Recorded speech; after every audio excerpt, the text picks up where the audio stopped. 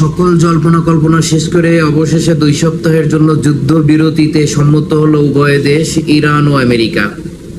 তবে এক্ষেত্রে আমি বলবো, ওই যে কথায় বলে না যে বিচার মানি তাল গাছটা আমার, ঠিক তেমন ইরান কিন্তু একটা কথা বলেই রেখেছে যে এই 2 সপ্তাহের জন্য হরমুজ প্রণালী চালু থাকবে, কিন্তু এখান থেকে যাতায়াত করা আর সম্পূর্ণ নির্দেশনা এবং সমঝোতাগুলো কিন্তু আইআরজিসি করে যাবে। তো এখানে বোঝাই যাচ্ছে তাল গাছটা আমার।